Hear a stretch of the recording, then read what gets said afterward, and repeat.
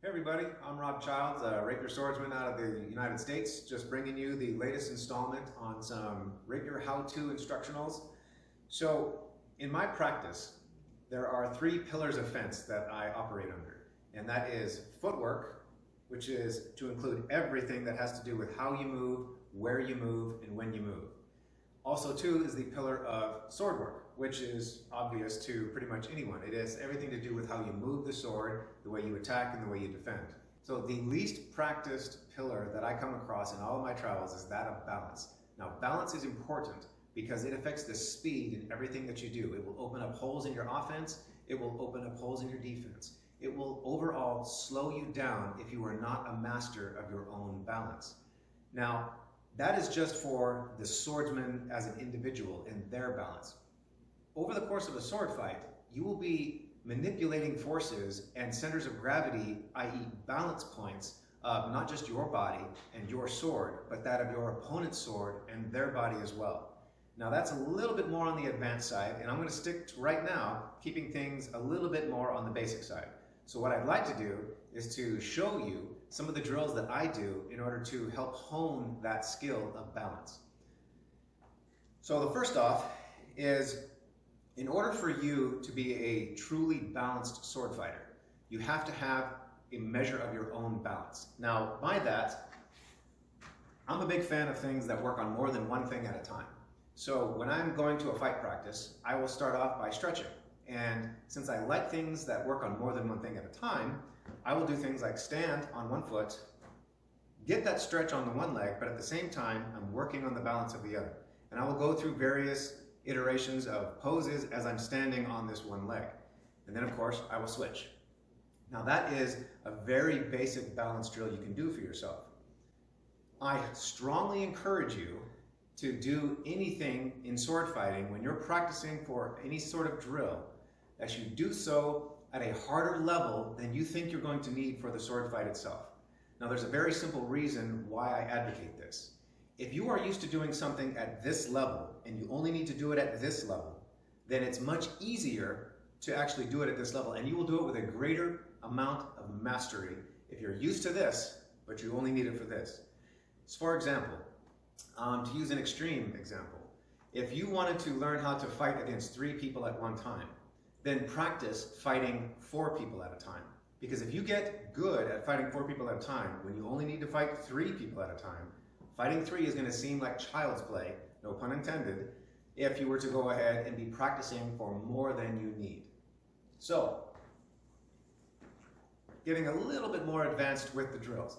So now I'm going to talk to you about a drill that I use, because like I said, you have to be a master of not just your balance, but the balance of your weapon as well. And a very simple drill that I came up with in order to do this has to do with balancing the sword on the end of my hand. Now, all you want to do is just hold the sword and balance this weapon without having to walk around. Now, at first, yes, you're going to walk around and it might seem a little difficult, and you'll move around in order to keep the balance, but you want to get to a point where you can just stand still and balance the weapon. Because right now, I am manipulating the center of gravity of this weapon. But like I said, you want to do things a little harder than you need, right? So now, make it a little harder on yourself. Once you get to this stage and it's not a problem for you, stand on one foot and manipulate the forces and see if you can't do that by standing still. Now, if this comes no problem for you, make it harder still on your foot. And now at this point, I'm having to manipulate my center of gravity and the center of gravity of my sword all at the same time. Now, if you can do this and make it easy for yourself, I'm telling you, when it comes time for you to be manipulating these same types of forces in the sword fight, it is infinitely easier because you're used to something that is much harder. Okay, so learning the balance of the sword is very important. But also too, as I said, you need to be able to manipulate and understand your own center of gravity and be able to control that. Now, another way that I like to practice my balance is with a good old-fashioned balance beam.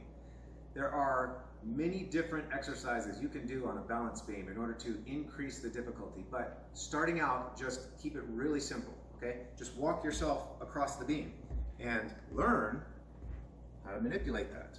Now, once you get across, and you can do that on a regular basis with no problem, increase the difficulty, make it harder on yourself, right? If you're able to get across, not a problem, now try walking the beam backwards. Once you get to a point where walking the beam backwards is no problem for you, try walking halfway across, turning around, and then walking the rest of the way. There are many and various different ways you can make this harder on yourself. And I'm telling you, as your balance gets better, because trust me, it's a skill like any other. The more you practice it, the better at it you will become.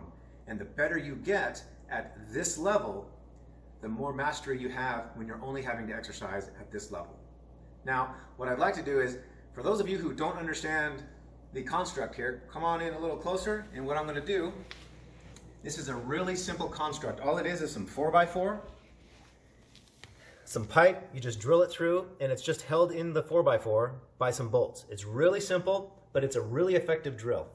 So as you'll notice, this actually has a couple of lengths to it. At my own house, I have 3 of these set up, and the great thing about that is that you can set them up at different angles. You can move them around the corner of a house, whatever the case is, in order to fit the space that you're practicing in.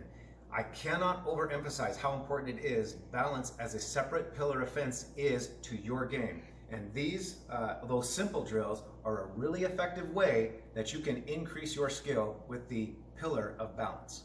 Okay everybody, so I hope you were able to get some useful information out of that. These are some of the drills that I use, and yes, they're basic drills, but I'm telling you, they are great drills for being able to master your own balance and that of your own weapon. Because the next phase is going to get even more complicated for you, and that is not just simply mastering your own balance and that of your sword, but in the midst of the fight, manipulating those same forces in your opponent and their weapon. As always, if you have questions, let me know. I'll do my best to answer them, and otherwise, if you are finding this stuff interesting, shoot me those questions, and also subscribe to my YouTube channel. You will find that I'm going to put these videos out there about every week or so, and otherwise, just, yeah, fight on.